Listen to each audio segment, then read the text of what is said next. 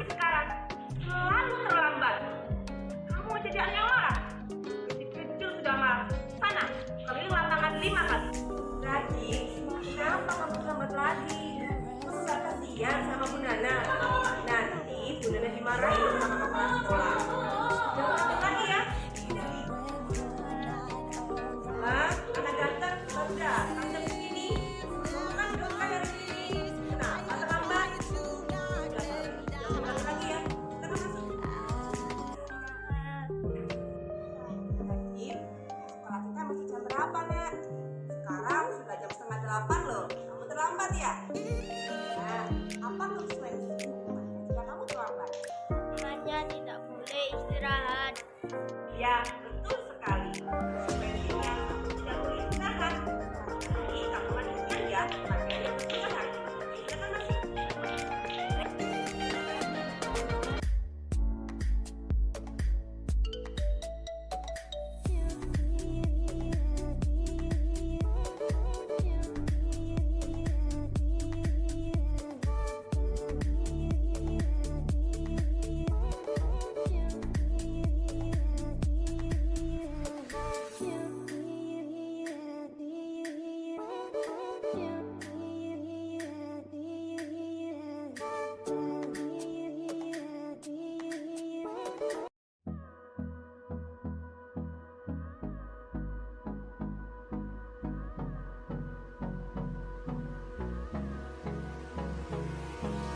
Hold me close till I get up.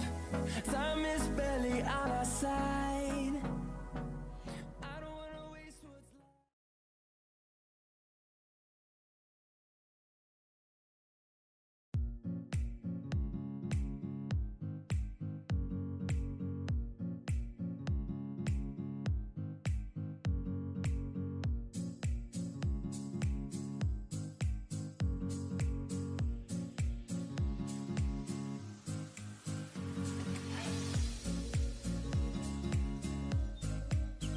Wabarakatuh.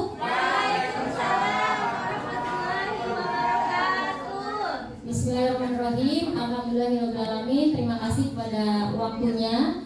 Dan hari ini saya akan menyampaikan tentang 5 posisi kontrol yang bisa dilihat dari apa yang kita lakukan sehari-hari terhadap murid kita di sekolah.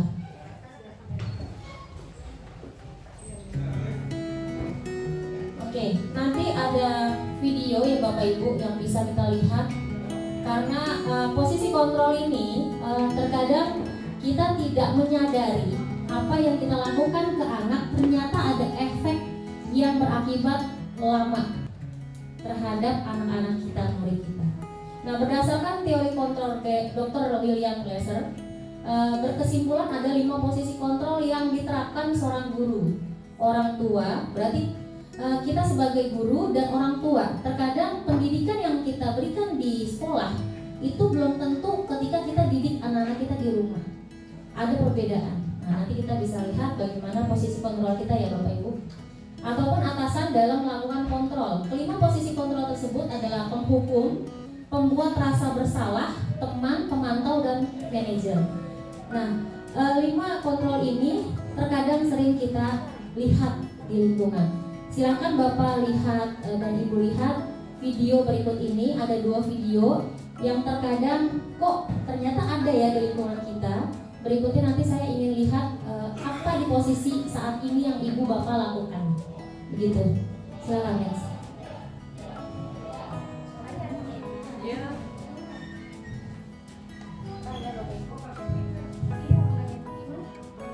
Speaker Bluetooth, konekin, nanti konekin speaker Bluetoothnya taruh di mic.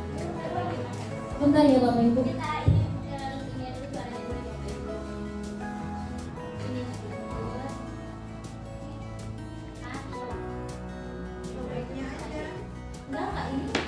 Punya speaker Bluetoothnya.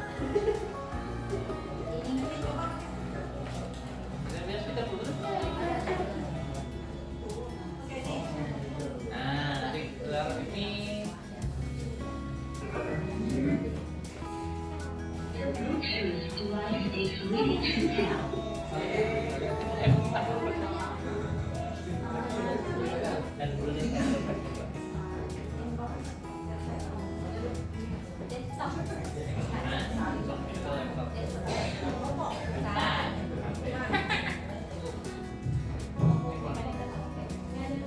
Ini apa namanya, Miss?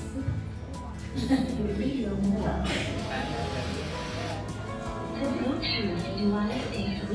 Bapak Ibu. Baliknya maksudnya. Dan TP ini SMS.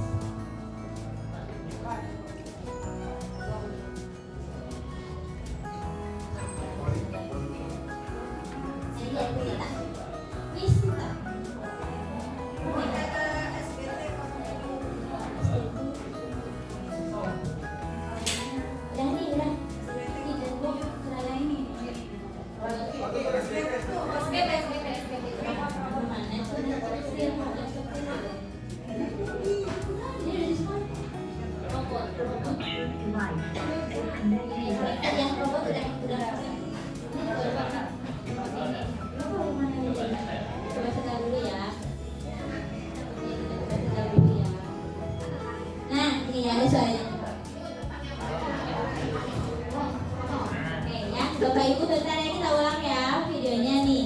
Nanti kita pasti minta masukan Bapak Ibu kira-kira reaksi Bapak Ibu ini tuh lebih kepada apa ya? Nanti boleh berkomentar. Oke, silakan Bapak Ibu dicermati video ini.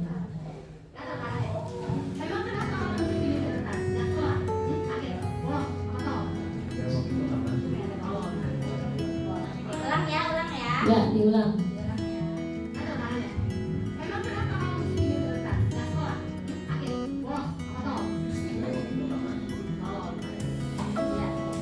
Kata-kata yang mencaci maki gitu ya. Nah, ini contoh dari ibu atau kadang seorang guru juga. Iya. Jadi kenapa kamu pinjam buku? Kenapa? Karena kamu gak bisa tolong atau gak pintar. Nah, seperti itu ya. Yang terkadang gak sadar kita mengontrol diri kita lepasan gitu ya. Ketika kita berhadapan dengan siswa yang memiliki kesalahan. Lanjut, next ada video berikutnya. Ini tentang posisi kontrol ketika kasus terlambat dari baru.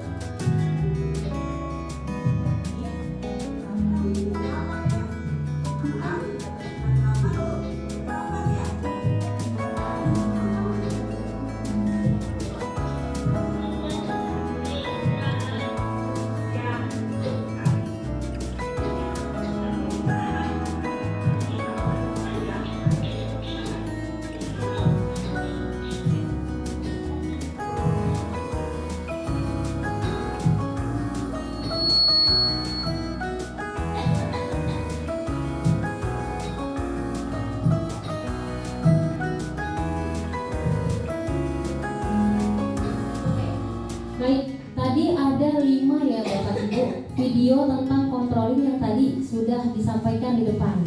Nah, tadi ada posisi penghukum. Gimana Bu? Bapak, contohnya. Jadi anak terlambat langsung diberikan apa kata-katanya? Ya, kamu terlambat terus. Kenapa? Soalnya, keluar. Keliling lapangan sana 5 kali. Nah, itu sebagai penghukum. Bagaimana sikap penghukum tadi? Efeknya di depan sini sudah saya jelaskan. Penghukum dengan nada suara tinggi, bahasa tubuh, melotot gitu ya, sama menunjuk-nunjuk.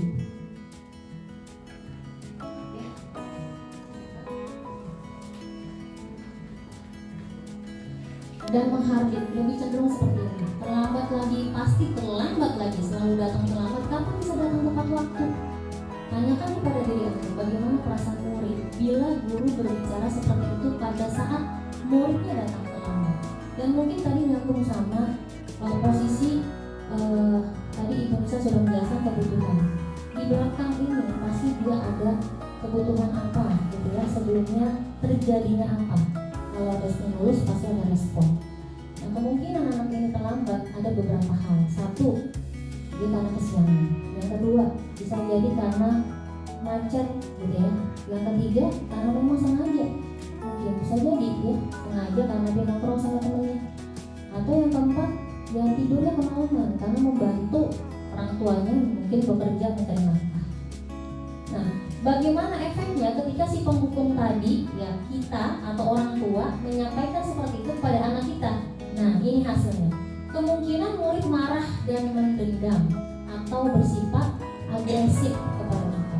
Bisa jadi malah anak itu malah ya nggak kenal bu, ya gimana bu, ya namanya juga terlambat bu, ada macet. Akhirnya malah acuh tak acuh bahkan kontra dengan, tapi ternyata ada efeknya Bapak Ibu. Nah, murid akan merasa bersalah, ya bersalah telah mengecewakan ibu atau bapak gurunya. Murid akan merasa menjadi orang yang gagal dan tidak sanggup membahagiakan orang lain. Kadang-kala sikap seperti ini lebih berbahaya dari sikap penghukum. Kalau penghukum mungkin udah sana lari, capek dia, selesai tadi. Tapi ketika dia disentuh hatinya dengan hal-hal seperti ini, berbahayanya adalah karena emosi yang akan tertanam rapat di dalam murid menahan perasaan. Dia tidak bisa berekspresi, ya udah saya merasa bersalah gitu. Tidak seperti murid dalam dengan guru penghukum, di mana murid bisa menumpahkan amarahnya walaupun dengan cara negatif. Yang tadi penghukum ya curang aja, udah acuh tak acuh dan sebagainya. Murid tertekan seperti inilah yang tiba-tiba bisa meletus amarahnya dan bisa menyakiti diri sendiri. Diam-diam tiba-tiba dia nggak masuk dan sebagainya. Karena dia merasa dia tidak berharga dan tidak bisa membahagiakan wali kelasnya, gurunya, mungkin orang tuanya. Next. Ya. Untuk teman, tadi ada kondisi ya kata-katanya orang tua atau guru menyampaikan seperti teman. Mana aja aku terlambat. Aduh, ibu udah nungguin kamu. Ya udah, sekarang besok lagi jangan kayak gitu ya. Kamu tahu kan kalau misalkan masuk jam berapa? Jam 7 bu. Oke. Ya udah masuk besok lagi jangan kayak gitu. Dia memposisikan teman kita sebagai teman sama anak murid atau anak kita gitu ya. Nah, posisi teman adalah bila suatu saat guru tersebut tidak membantu, maka murid akan kecewa dan berkata, saya pikir bapak itu teman saya. Jadi dia memposisikan, lah kemarin kasih aja tuh bapak sama saya gitu ya. Jadi ketika itu nih ada efek buat si murid merasa dikecewakan dan tidak mau lagi berusaha. Hal lain yang mungkin timbul adalah murid hanya akan bertindak untuk guru tertentu. Jadi hanya guru-guru tertentu aja yang asik yang dia lihat gitu ya, dan tidak untuk guru lainnya. Murid akan tergantung pada guru tersebut. Nah ini hati-hati juga ya, kita memposisikan diri kita controlling ke anak murid seperti teman ya. Jadi harus ada batasan sehingga dia tidak adanya rasa menghormati atau menghargai kita. Baik, ini contohnya seperti teman ya. Adi, tahu kamu jam berapa kita? Ya, ini teman. Iya. Oke, sekarang pemantau ya, ini ya. Tulisannya kemana sih tadi? Baik, kalau pemantau, nada suara datar, bahasa tubuh yang formal. Oke Adi, tahu kamu jam berapa kita memulai? Contoh kita guru piket, lalu ada anak yang terlambat gitu ya. Kita tidak perlu banyak kata-kata, tetapi butuh yang namanya menyampaikan konsekuensi apa yang harus dia terima ketika terlambat. Ini nyambung juga dengan kesepakatan. Ya, kalau di sekolah atau di kelas, berarti kesepakatan kelas atau aturan kelas atau keyakinan kelas itu bisa kita jalankan dengan hal itu. Sehingga anak-anak, oh iya, 5 menit. Oh 5 menit ini gak boleh terlambat nih kalau pelajaran bahasa atau bisa. Kalau enggak, kita akan kena kesepakatan kelas atau keyakinan kelas ya. Nah, kamu terlambat 15 menit, apakah kamu sudah mengerti konsekuensi yang harus harus tinggal kelas pada jam istirahat nanti dan mengerjakan tugas ketinggalan saya. Ya benar, nanti pada saat istirahat kamu harus tinggal di kelas untuk menyelesaikan tugas. Saya tunggu ya, bagaimana perasaan murid jika diperlakukan seperti ini sebagai pemantau? Next.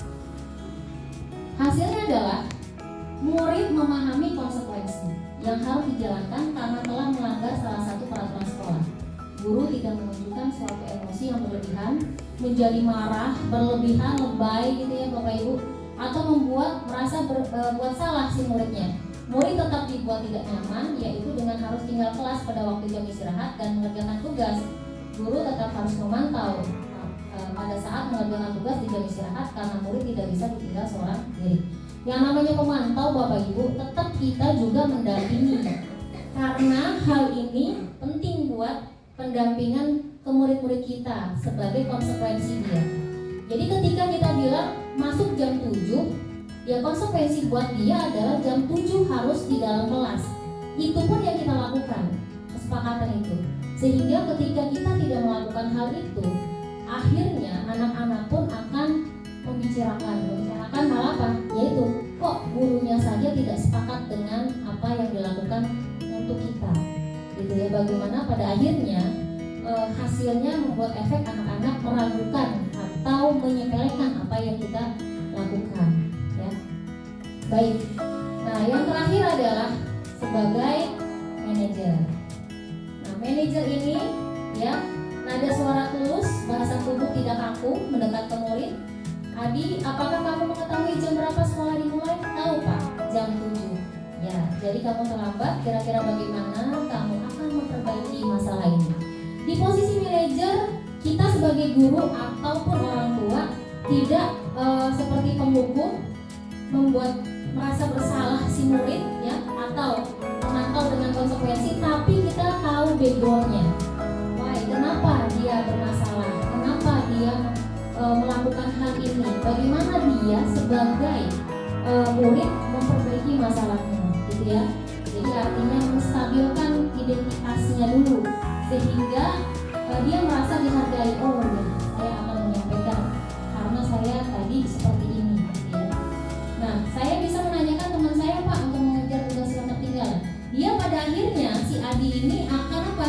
Akan memikirkan kira-kira apa solusi buat saya supaya saya bisa menyelesaikan masalah saya, kesalahan saya ini.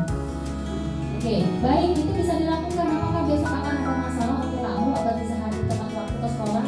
Tidak Pak, saya bisa hadir tepat waktu. Baik, saya hargai usahamu untuk memperbaiki itu. Artinya ketika itu dilakukan, semua hal yang dilakukan dengan kesepakatan, gitu ya, bukan berdasarkan karena diri kita yang menentukan atau guru yang menentukan, tapi dari diri anaknya sendiri. Lalu bagaimana perasaan murid diperlakukan seperti manajer tadi, ya? Pada posisi manajer, maka suara guru sebaiknya tulus, tidak perlu marah, tidak perlu meninggikan suara, apalagi menunjuk-nunjuk jari ke murid, berkecak pinggang atau bersikap seolah-olah menyesal, tampak sedih sekali akan perbuatan murid ataupun bersenda gurau. Menempatkan diri sebagai teman murid, fokus ada pada murid, bukan untuk membahagiakan guru. Ya, jadi artinya kamu tuh loh datang kok nggak ngerti banget sih. Saya tuh wali kelas kamu, harusnya kamu paham dong. Sayang sama saya, tahu kalau kamu terlambat kan saya juga yang masalah. Artinya bukan seperti itu. Itu intinya membahagiakan guru. Tapi apakah kita paham dengan muridnya ini apa yang terjadi gitu ya? Jadi fokus pada murid, seperti filosofi pendidikan KHD yang berfokus pada murid ya. Murid sudah mengetahui adanya suatu masalah dan sesuatu perlu terjadi. Bila guru mengambil posisi pemantau, guru akan melihat apa konsekuensinya, apa peraturannya. Namun pada posisi manajer, guru akan mengembalikan tanggung jawab pada murid untuk mencari jalan keluar permasalahannya, tentu dengan bimbingan guru. Artinya tetap kita sebagai guru semua Bapak Ibu punya wewenang untuk memahami anak-anak murid kita ya. Artinya ditelusuri dulu apa masalahnya, bukan kita merasa kita yang paling benar. Baik, next.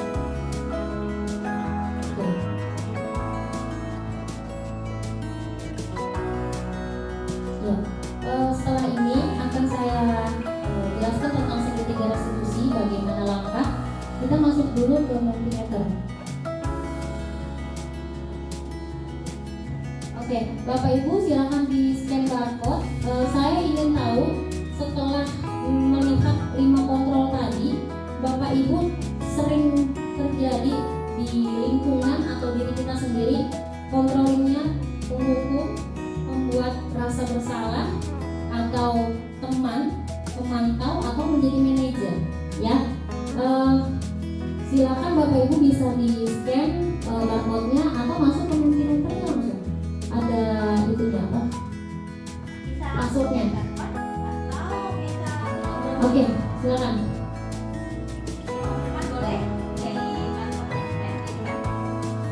Yang mau di scan silakan Bapak Ibu tekan aja langsung atau mau ke password multimeter.com.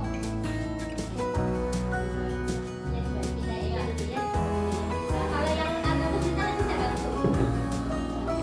Kalau yang nggak bisa boleh nanti saya bantu.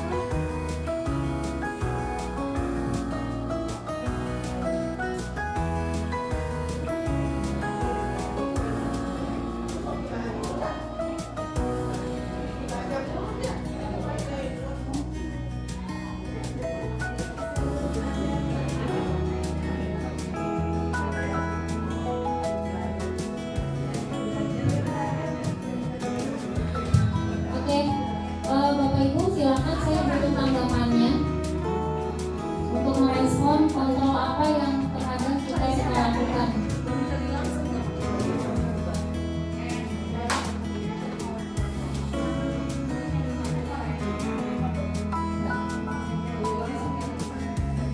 Siap. Ya.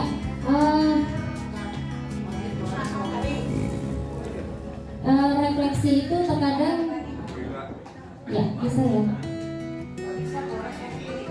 Oke.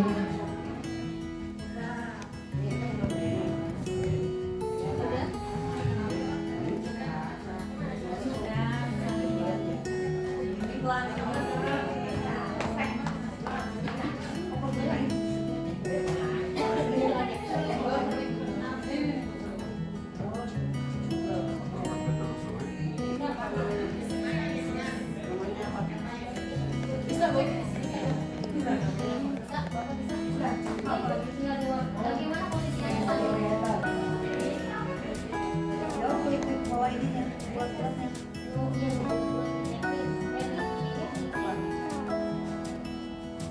Bisa Bapak Ibu? Ada pertanyaan Bapak Ibu di situ ya. Bisa dibantu diisi Oke. ya. Ya.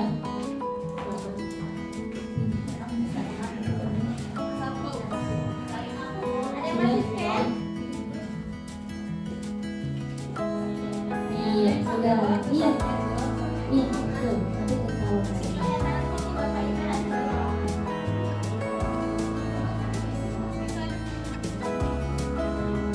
Oke. Posisi Anda saat ini lebih ke mana? Posisi kontrolnya ada 6 orang menjawab manajer, ada 2 orang posisi pemantau, ada 2 orang posisi teman. Masih 14 orang yang menjawab. Silakan Bapak Ibu untuk respon.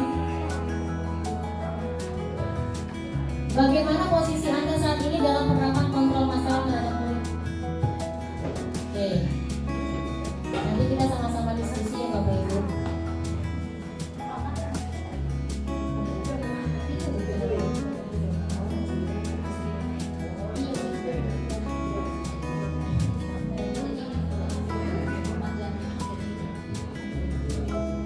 Penerapan media-media seperti ini Bapak Ibu bisa digunakan ke anak-anak ketika kita mulai pembelajaran. Apakah kalian sudah paham dengan materi ini?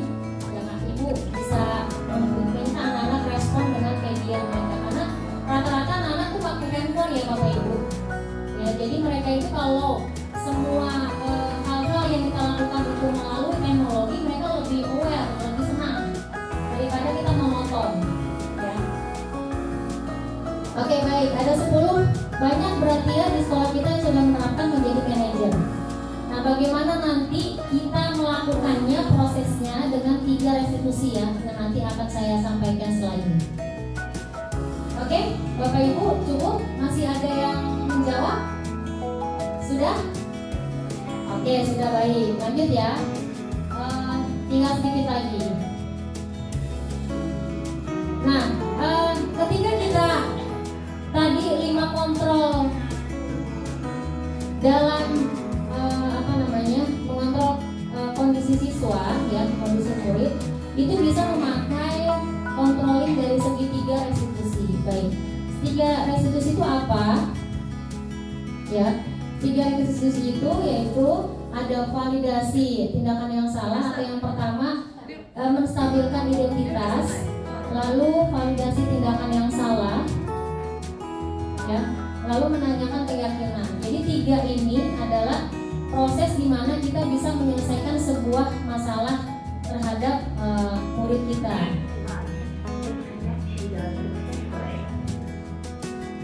Nah, langkahnya adalah ketika kita menstabilkan identitas, anak ini memiliki kesalahan. Teori kontrol yang dilaksanakan adalah kita menyatakan bahwa semua yang melakukan hal itu, yang hal-hal kesalahan tadi, itu bisa kita lakukan. Jadi kita semua akan melakukan hal yang terbaik yang bisa kita lakukan. Artinya setiap orang juga punya kesalahan gitu ya, tapi setiap orang juga bisa melakukan hal baik. Ya, ketika kita menstabilkan identitas, jadi si anak itu tidak merasa banget salah atau melakukan kesalahan yang besar, gitu ya, sehingga dia dihukum dengan kesalahan itu. Lalu yang kedua, validasi tindakan yang salah. Nah, di sini kita menekankan kontrolnya adalah semua perilaku memiliki alasan. Artinya kita tanyakan dulu alasannya apa ketika murid kita melakukan kesalahan. Yang ketiga, menanyakan keyakinan. Kita semua memiliki motivasi internal. Artinya semua manusia intinya punya kebutuhan untuk bisa menyenangkan dirinya gitu ya, dihargai oleh orang lain. Nah, sehingga punya yang namanya motivasi internal untuk perbaikan dirinya, dihargai oleh orang lain. Pasti jadi akhirnya kita di sini yang terakhir langkahnya adalah menanyakan keyakinan siswa atau murid kita terhadap kesalahannya, apa yang sudah dilakukan, dengan motivasi apa, keyakinan apa untuk memperbaiki kesalahannya. Lanjut. Oke. Yang pertama, menstabilkan identitas ya, Bapak Ibu. Bertujuan untuk mengubah identitas anak dari orang yang gagal. Dari orang yang gagal dalam arti mereka merasa punya kesalahan menjadi orang yang sukses. Ya, anak yang melanggar peraturan karena sedang mencari perhatian adalah anak yang sedang mengalami kegagalan. Dia mencoba untuk memenuhi kebutuhan dasarnya, namun ada benturan. Nah, kita ini nih Bapak Ibu yang membenahinya. Apa benturannya? Kalau kita mengkritik dia akan tetap membuatnya dalam posisi gagal kalau kita mengkritik. Nah, berbuat salah itu tidak apa-apa, tidak ada manusia yang sempurna. Ini ditekankan ketika kita menstabilkan identitasnya dulu. Saya juga pernah melakukan kesalahan seperti itu. Artinya ketika kita sebagai guru menempatkan tidak di posisi saya paling benar, tapi kita malah, ibu juga pernah melakukan kesalahan, ibu juga pernah kok, bapak juga pernah, dulu pernah terlambat, tapi ketika bapak terlambat, bapak bisa mengubahnya dengan bapak rajin. Kenapa? Karena posisinya rumah bapak jauh, di sana jadi bapak prepare waktu yang lebih di-manage. Nah, hal-hal itu anak-anak akhirnya, oh iya ternyata bukan saya sendiri yang merasa punya kesalahan seperti itu. Ya baik, lanjut. Yang kedua, validasi tindakan salah. Menurut teori kontrol, semua tindakan manusia baik atau buruk pasti memiliki maksud tujuan tertentu.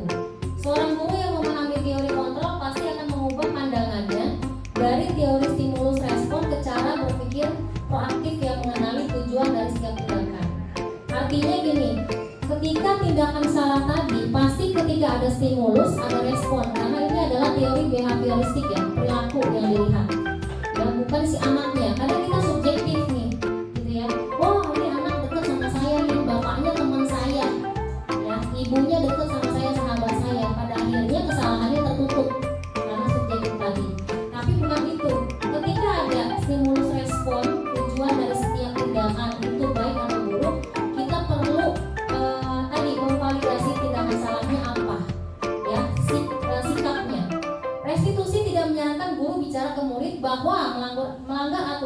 sikap yang baik. Tapi dalam restitusi guru harus memahami alasannya dan paham bahwa setiap orang pasti akan melakukan yang terbaik di waktu tertentu. Artinya kesalahan itu bukan berarti kamu salah terus, gitu ya. Jadi kalau anak yang terlambat, dia terlambat lagi, bukan begitu. Tapi dia pasti akan melakukan hal terbaik ketika diberikan arahan yang baik juga. Sebuah pelanggaran aturan seringkali memenuhi kebutuhan anak akan kekuasaan, walaupun seringkali bertabrakan dengan kebutuhan yang lain, yaitu kebutuhan akan kasih sayang dan rasa diterima atau love and belonging.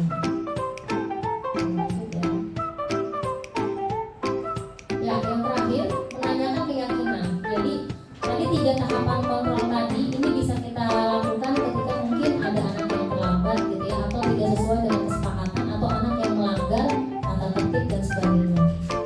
Teori kontrol menyatakan bahwa kita pada dasarnya termotivasi secara internal. Jadi di dalam Bapak Ibu sendiri itu juga punya motivasi internal yang bisa memperbaiki secara otomatis kesalahan yang kita lakukan. Tetapi anak-anak ini mereka masih berkembang Bapak Ibu. Jadi memang butuh kita yang membimbingnya. Ketika identitas sukses telah tercapai dan tingkah laku yang salah telah divalidasi, maka anak akan disiapkan untuk dihubungkan dengan nilai yang dia percaya. Nilai kebajikan apa yang mereka miliki, ya. Penting untuk menanyakan ke anak, kehidupan seperti apa nantinya yang mereka inginkan. Apakah kamu ingin menjadi orang yang sukses, bertanggung jawab, atau bisa dipercaya? Artinya kata-kata positif bisa kita berikan keyakinan kepada siswa, kepada murid untuk dia melakukan perubahan. Baik. Oke. Ya. Yang belakang, ada suaranya yang belakang. Halo. Oke. Nanti kita gerak ya, berdiri gitu ya, biar nggak ngantuk. Baik, restitusi itu adalah sebuah cara menanamkan disiplin positif pada murid, ya. Restitusi juga bukan untuk menebus kesalahan ya Bapak Ibu. Tadi 3 tahapan kontrol tadi bukan menebus kesalahan, tetapi untuk belajar. Restitusi memperbaiki hubungan. Restitusi juga adalah tawaran bukan paksaan. Artinya ada kesepakatan yang dibuat dari kita sebagai guru kepada murid. Jadi bukan paksaan, kita membimbingnya. Restitusi menuntut untuk melihat ke dalam diri bahwasanya setiap manusia itu punya aset. Ya, aset itu kemampuan diri kita untuk memperbaiki kesalahan. Restitusi mencari kebutuhan dasar yang mendasari tindakan. Restitusi diri adalah cara yang paling baik. Restitusi fokus pada karakter bukan tindakan. Restitusi menguatkan. Restitusi juga fokus pada solusi, ya, bukan menyalahkan tapi kita mencari solusi. Restitusi mengembalikan murid yang berbuat salah pada kelompoknya. Dalam arti pada kelompoknya dia tidak berbuat kesalahan berikutnya. Baik.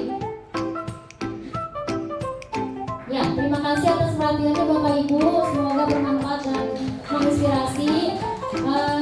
Tetap semangat Bapak Ibu karena kita bisa bersinergi bersama untuk kemajuan budaya disiplin nasional yang aman. Assalamualaikum warahmatullahi wabarakatuh. Ya, alhamdulillah pemaparan dari 2 pemateri ini sudah selesai. Bapak Ibu, kita mau masuk ke sesi tanya jawab. Nah, apakah ada dari Bapak Ibu yang ingin bertanya? Ya, langsung karena masih banyak hadiah. Hadiahnya dari koperasi. Oh, masih ada buku. Tuh bukunya masih ada 3 tuh. Yo, yang Silakan Bapaknya. diberi buku. Boleh bertanya atau mungkin sharing. Sharing dalam arti Bapak Ibu mungkin sudah pernah menjalankan 3 restitusi kontrol tadi untuk memperbaiki kesalahan siswa atau mengubah kesalahan apa yang terjadi pada siswa. Baik, Bapak Ibu, yuk yang mau bertanya silakan. Siapa yang mau mencoba? Oke, ada Pak Amin ya. Ada Bapak Amin di sini, Bapak Ibu. Saya hai dulu Bapak Amin. Hai.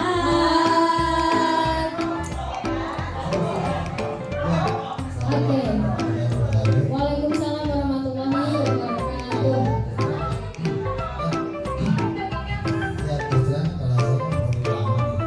Ya.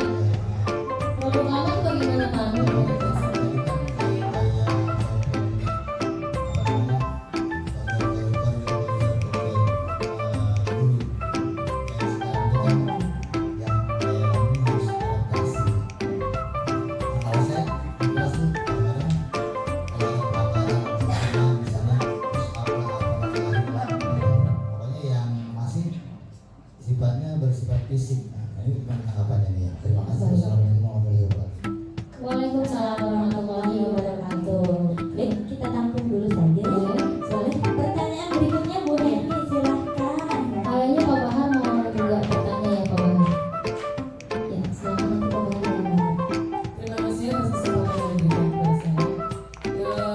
Kalau tadi bicara tentang siswa yang terlambat ya dalam contoh, bagaimana dengan siswa yang meninggalkan jam pelajaran?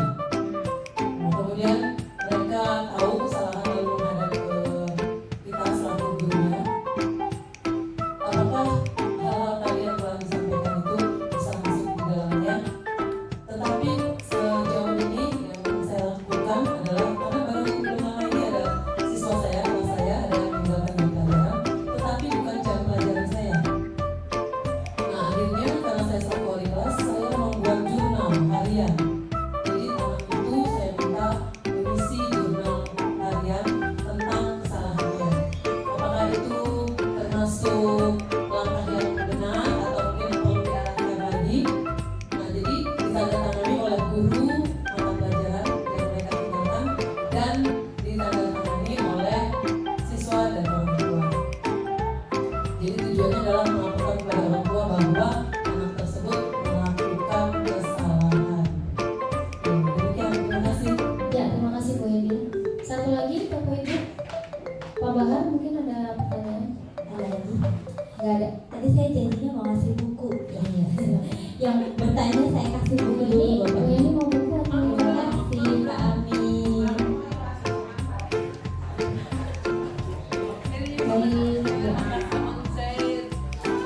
Baik, saya coba menjawab pertanyaan dari Bapak Amin ya. Kata Pak Amin, kita ini posisinya guru yang sudah lama. Nah, sebenarnya posisi kontrol seperti ini dari 3 restitusi itu bukan teori baru Bapak Amin ya. Jadi teori yang sudah dikemukakan oleh pemuka pendidikan yang sudah lama juga. Tapi mungkin saat ini kita baru terbuka gitu ya wawasannya, karena dulu itu kalau kita lihat pendidikan zaman dulu kayaknya anak-anak disuruh stop jam terlambat aja is okay. Tapi perkembangan zaman ini pun kita perlu ada perubahan. Kenapa? Anak kita berubah Bapak Ibu. Jadi kita ini tetap begini saja, tapi ini anak-anak kita ini ada perubahan zaman. Sehingga kalau kita nggak berubah, kita mau nonton terus-menerus dalam pengajaran, mereka sudah pakai media udah kemana-mana Bapak Ibu, kita masih di sini aja. Nah itu yang pada akhirnya ketinggalan. Kita tidak memahami di kondisi mereka. Untuk Pak Amin sendiri, ketika di kelas katanya Pak Amin ya, masih melakukan seperti kekerasan fisik gitu ya, atau mungkin lebih kepada sanksi ya, berhubungan dengan hukuman. Nah, menurut tanggapan saya, kira-kira Bapak Ibu, yang dilakukan Pak Amin ini sebagai kontrol apa? Ada 5 kontrol tadi. Di posisi apa? Penghukum, pembuat rasa bersalah, teman, atau manajer, atau pemantau? Apa? Penghukum. Penghukum. Oke. Berarti ada rasa di mana ketika siswa hanya diberikan satu posisi, satu arah, si guru atau orang tua memberikan satu hal yang tidak menyenangkan bagi siswa tersebut ya. Tapi kalau kita sebagai pemantau itu bisa diberikan ketika kita ada kesepakatan kelas, Pak Amin. Nah itu tadi nyambung sama Bu Lisa ya. Kenapa kesepakatan kelas itu Pak Amin nggak usah marah, mereka hanya balik lagi kesepakatan kelasnya seperti apa, yakini kelas kamu maunya bagaimana, kenyamanan itu bagaimana. Nah menurut mereka kita tidak terlambat, kita tidak keluar kelas, kita belajar dengan enak, dengan baik, fokus dalam pembelajaran, aktif dalam pembelajaran. Mungkin bagi mereka itu, tapi konsekuensinya komitmen dari kita sebagai guru pun sama Bapak Ibu. Contoh saya punya kesepakatan saya layanan BK ya Bapak Ibu. Layanan BK itu lebih cenderung monoton. Kenapa? Karena di dalam ruangan monoton, hanya ketemu anak yang konselor. Tapi ketika di dalam kelas, saya harus bisa berbagi dengan mereka dengan layanan yang lebih update. Nah, saya buat kesepakatan. Kalau terlambat itu dari mereka ya, 5 menit berarti anak-anak denda 5.000. Ibu, oh gitu. Anak-anak sepakat? Sepakat Bu. Kalau lebih dari 5 menit berarti dihitung 1 menitnya 1.000 menurut mereka. Baik, masukin ke mana uangnya? Ke uang kas Bu. Oke, silakan. Itu kan menurut mereka dan sepakat. Jadi ketika saya terlambat jam 7 lewat 5 menit lebih dikit, berarti saya kena 6.000 Bapak Ibu. Berarti saya juga harus komitmen sebagai guru tidak terlambat, karena saya akan kena juga kesepakatan. Itu ya. Jadi keyakinan ini tidak membuat kita merasa berat, tapi justru kita merasa bertanggung jawab dengan hal itu. Nah mungkin itu paham yang bisa diterapkan di anak-anak sehingga tidak lagi melakukan fisik, karena mungkin bagi mereka oke-oke saja, tapi efeknya ke sana di belakang layar begitu ya, di belakangnya. Pada akhirnya efeknya diomonginnya anak-anak sekarang di grup yang di luar dari ruang kelas seperti itu. Kalau Bapak Ibu punya chat dengan grup kelas, itu mereka di luar itu punya grup lain yang ngomongin wali kelasnya. Gitu ya. Wah, semuanya itu bahasanya luar biasa.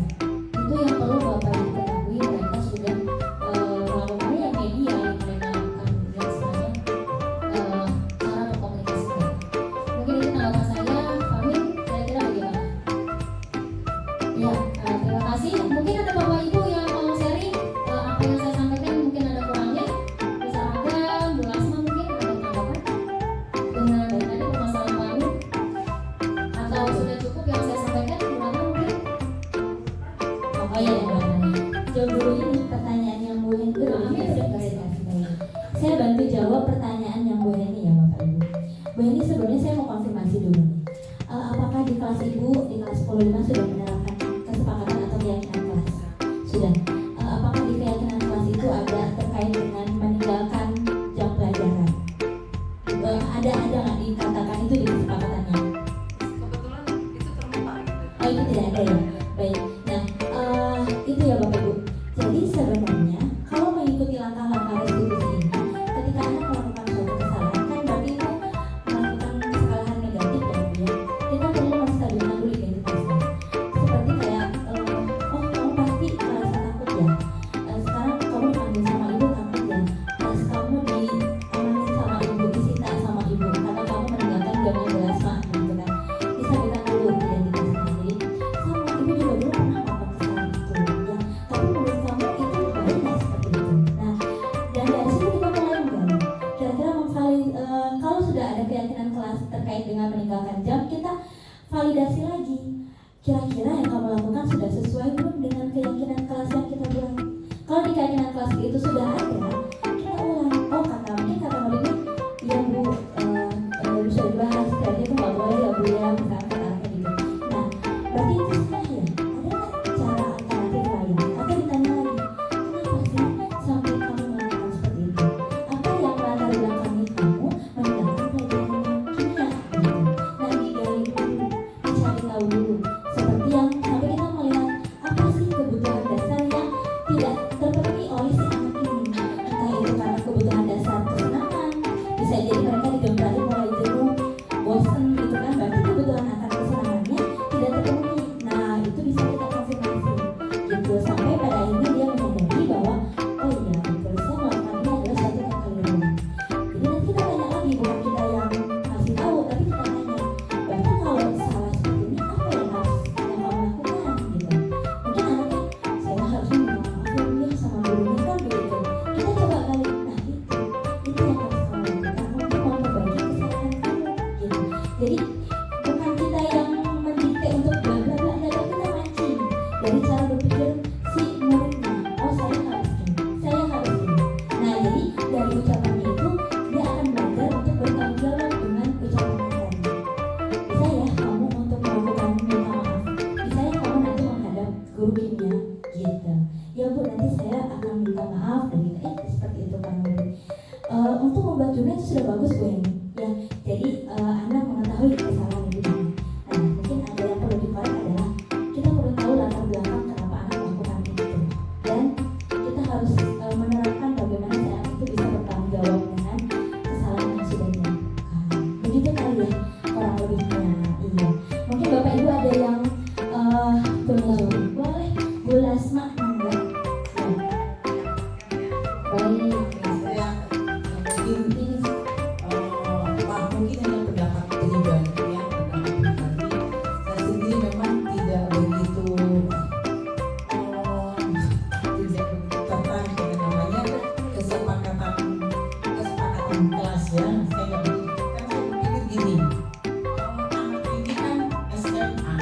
ya, senior high school.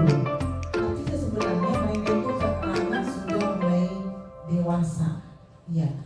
Artinya semua aturan di sekolah itu sudah cukup. Tapi bagaimana kita sebagai guru, pengajar yang menguasai konsep kita dan bisa sebagai manajer. Yang saya lihat sering kita melakukan anak melakukan kesalahan. Tuntutan yang kita lakukan untuk misalnya membantu anak melakukan kesalahan itu ujung-ujungnya jadi validasi. Jadi hanya butuh pengakuan, tapi secara intrinsik apa namanya ya? Dari dorongan dari dalam itu kurang. Itu jadi seperti tadi, oke lah itu anak SD ya. Yang jelas kalau di SMA itu masalahnya lebih kompleks. Nah sehingga untuk kesepakatan kelas seperti misalnya ada cara-cara orang saja kesepakatan kelas menurut saya terlalu sederhana ya, terlalu sederhana. Sehingga saya katakan hargailah diri kamu itu senior high school bukan junior high school.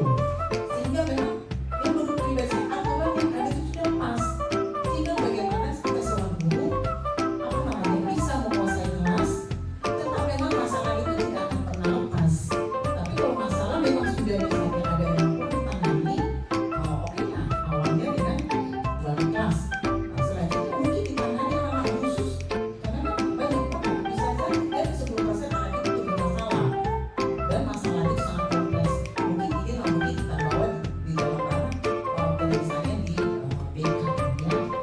Saya juga ibaratnya dalam masalah bagaimana penanganan anak, artinya kita harus oke lah sebagai motivator, tapi sering juga kita dalam membawa anak itu menjadi lebih dewasa seperti apa ya, biasanya seperti meninggalkan. Maka dalam misalnya gimana ya, bagaimana dengan sistem dulu penanganan anak-anak dulu zaman dulu dengan dulu zaman sekarang. Sampai saya berpikir apakah signifikan ya dengan sistem penanganan yang sekarang ya, sistem penanganan sekarang ke anak-anak dengan sistem penanganan dulu, apakah signifikan terjadi perbedaan prestasi anak yang berat gitu ya, apakah ada gitu. Karena memang yang saya lihat kita bertindak, memang kalau saya bilang kita bertindak sebagai posisi mana dalam menangani anak, menurut saya tidak hanya sebagai manajer, tergantung kasusnya ya, kasusnya seperti apa, mungkin sebagai teman juga bisa sebagai manajer, bisa sebagai macam-macam. Cuma ya itu saja, karena ini kan senior high school, sehingga segala mungkin ini teori atau konsep menurut pribadi saya ya, pribadi saya kadang tidak selalu sesuai, termasuk kesepakatan kelas menurut saya ya gampang aja ya, ada yang terlalu simple banget ya, simple banget. Kok gini senior high school kesepakatan seperti ini, padahal aturan itu sudah buat ya. Itu saya tidak mohon maaf kalau misalnya Bapak Ibu ada yang perlu ditanggapi? Silakan. Tapi ada yang mau bertanya lagi? Kita ke guru BP ya. Iya. Ya, jadi gini, mungkin saya tanggapi Bapak Ibu. Ketika masalah itu terjadi, kenapa kok itu contohnya SD? Sebenarnya ini film bukan dari SD Bapak Ibu. Dicontohkan dari Kemendikbud itu permasalahan anak SMA. Jadi saya hanya ambil dari itu contoh controlling, lima posisi controlling. Nah, setiap guru itu yang namanya sarjana pendidikan sudah menerima yang namanya pendidikan psikologi pendidikan ya Bapak Ibu. Artinya semua penanganan perkembangan siswa, perkembangan anak, remaja itu insya Allah gitu ya Bapak Ibu sudah terima. Artinya punya wewenang untuk menangani apa yang kira-kira pas kita lakukan buat murid kita. Bukan hanya ke BP saja gitu loh kelasnya. Ketika kita penanganan di dalam kelas, silakan Bapak Ibu punya wewenang langsung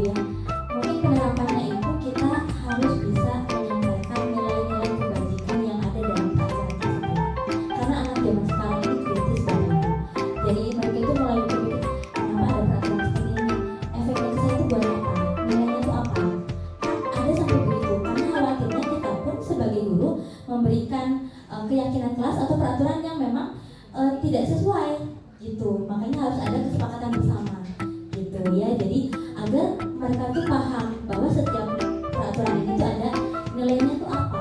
Seperti tadi mungkin muridnya Bu Heni meninggalkan jam pelajaran. Sebenarnya apa sih yang dia langgar dengan dia melakukan itu? Berarti ada yang hilang. Yang kebajikannya apa?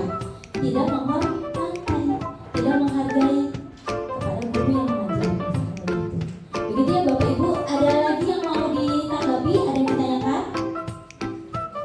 Boleh satu lagi Bu Ratna. Yuk silakan. Assalamualaikum warahmatullahi wabarakatuh. Terima kasih telah memberikan waktunya. Saya itu mungkin di luar dari kesepakatan, Iya betul, nggak apa-apa. mungkin di luar dari kesepakatan kelas, karena ini kejadiannya di luar pelajaran saya. Hanya saya kebetulan waktu udah 2 kali ya mengajar, saya di kelas tiba-tiba dari depan kelas tuh anak berteriak seperti di hutan. Bisa dibayangkan kerasnya seperti apa? Mungkin 12 volt. Saya diamkan sekali, 2 kali, dan ketiga kalinya adalah saya meminta tolong ke siswa. Ada ketua kelas, ada Bu, coba tolong itu yang buat suruh berhenti, jangan berteriak. Kemudian besok dulu selesai. Tak lama berapa menit teriak kembali, persis seperti di hutan lagi, suara keras. Tapi karena saya sudah berikan kepada siswa untuk mengrem itu jangan sampai berbicara lagi, ternyata mengulang kembali, akhirnya saya keluar dari kelas. Saya langsung keluar, kamu pelajaran siapa? Kok berteriak? Ternyata dia di sebelah saya kosong, tidak ada gurunya. Berteriak lama sampai saya nyusul ke bawah, anak-anak lari. Dari ke bawah sampai saya turun ke bawah, sampai saya turun ke bawah, anak langsung saya cari. Sampai anak itu hilang dari teman. Sampai Bu Zita pun lihat, karena Bu Zita saya nyusul anak pada di bawah. Pelajaran siapa tidak tahu. Karena berteriaknya kurang aja juga. Maaf, bahasa asal gitu. Tidak bisa diucapkannya bahasa kasar, Masya Allah. Kata saya sampai saya pun berteriak, bukan berteriak, berbicara juga di kelas di sekolah. Saya pun masih berbicara kepada kelas saya aja. Itu sebagai contoh yang tidak bagus. Karena apa? Kalian harusnya bersyukur. Sekolah di SMA 5 bukan karena dites, tapi kita bersyukur. Tapi bersyukur dia bisa sekolah yang hebat ini gitu. Janganlah dibuat menjadi jelek seperti itu. Pertama, kita punya etika, punya attitude. Di kelas seperti apa, di luar seperti apa, ada pembicaraan mana yang bagus, mana yang kurang bagus. Makanya saya ini, apakah yang saya lakukan ini masuk pada peneguran atau bagaimana, saya tidak tahu. Cuma karena saya punya inisiatif sendiri, kok siswa seperti ini. Mungkin itu yang saya sampaikannya. Assalamualaikum warahmatullahi wabarakatuh. Ya banyak Bu Ratna. Silakan Bapak Ibu, mungkin ada tanggapan dengan permasalahan yang ada. Ya boleh kita sharing. Mungkin ada yang bisa bantu menjawab ya, atau bisa menanggapi ya dari pertanyaan-pertanyaan Bu Ratna barusan. Silakan ada yang mau menanggapi. Ada kesalahan apa kira-kira yang sering kamu lakukan? Kira-kira sebenarnya ketika anak kuliah-kuliah gitu itu mereka ada kebutuhan apa sih yang belum terlengkapi? Mereka butuh akan apa kira-kira Bapak Ibu? Kesenangan, kebebasan, atau apa ya kira-kira ya? Atau butuh perhatian mungkin? Tiga-tiganya bisa jadi ya. Ternyata mereka itu pengen ditanya sama kita ya, pengen diperhatikan memang caper biasanya begitu ya. Atau mungkin mereka butuh kesenangan. Nah kita patut untuk meluruskan ya. Nih kalau mau belajar nanti jangan lupa ambil misalkan gitu ya. Kalau bisa tuh nyanyi-nyanyi atau seperti itu. Jadi kita luruskan. Betul yang sudah dijelaskan Ratna itu sudah cukup baik kalau saya ya, memberikan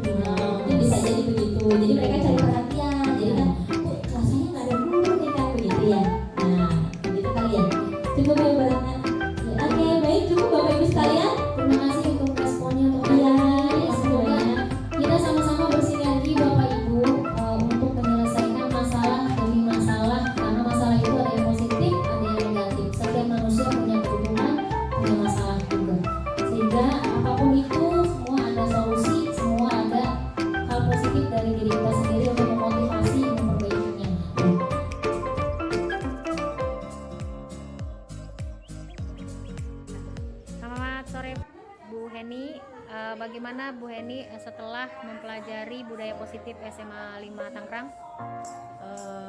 Selamat sore juga Bu Asri. Terima kasih diberi kesempatan untuk memberikan pendapat bagaimana rasanya setelah melaksanakan kegiatan IHP dalam rangka memasyarakatkan budaya positif di sekolah SMA 5. Menurut saya cukup menyenangkan dan ini sangat positif dan perlu ditingkatkan karena kami selaku guru yang mungkin tergolong dalam guru lama gitu ya, supaya bisa lebih berkembang bekerja sama dengan guru-guru baru berdasarkan metode-metode yang terbaru juga. Dan di sini kita makin terbuka bahwa apa yang sudah kita lakukan dan sudah itu harus lebih diadministrasikan lagi bagaimana kita dalam menangani siswa, terutama mungkin ada hal-hal yang dahulunya dilakukan oleh guru itu menjadi sebuah kesalahan. Sekarang kita juga lebih mengerti bahwa seperti inilah penanganan siswa dalam bagaimana caranya dia mempercayai diri supaya tidak melakukan kesalahan. Terima kasih. Ya, kemudian Sarannya bagaimana Bu Heni? dari kegiatan tersebut saya berharap ini harus lebih ditingkatkan lagi, makin banyak lagi guru untuk bisa berbagi kegiatan positif supaya makin baik lagi guru-guru kita dalam mendidik anak-anak. Oke, terima kasih Bu Heni. Baik, Assalamualaikum Bu Mimi. Oke, Bu Mimi boleh dong pendapatnya apa yang sudah dipelajari hari ini dari kegiatan hari ini ya? Ini ada hal yang sangat berkesan bagi saya secara pribadi. Saya jadi tahu bahwa ternyata siswa kita itu membutuhkan kebutuhan yang penting ya, yang dasar gitu ya. Ada kebutuhan di mana mereka butuh pengakuan, kasih sayang, dan hal-hal yang selama ini tidak terpikirkan oleh kami.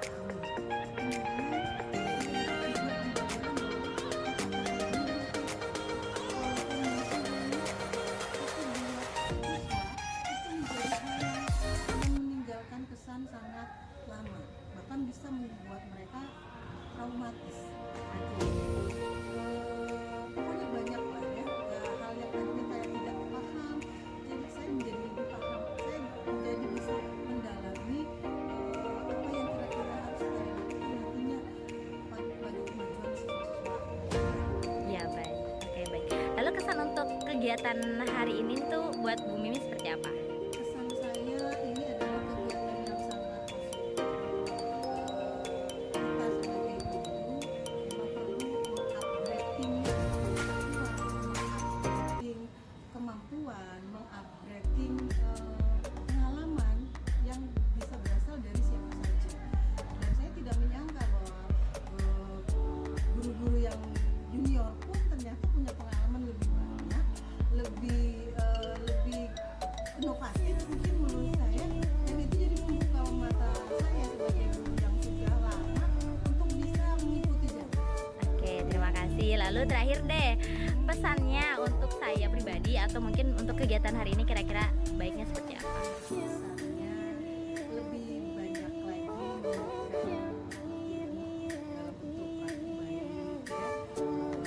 Jangan sungkan untuk saling berbagi ya. Dan mudah-mudahan kedepannya kegiatan hari ini bisa menjadi kebiasaan kita sehingga kita menjadi guru yang menjaga Hold me close till I Yang selalu didambakan kehadirannya oleh siswa di kelas. Amin. Baik, terima kasih banyak Bu Mimi. Wassalamualaikum warahmatullahi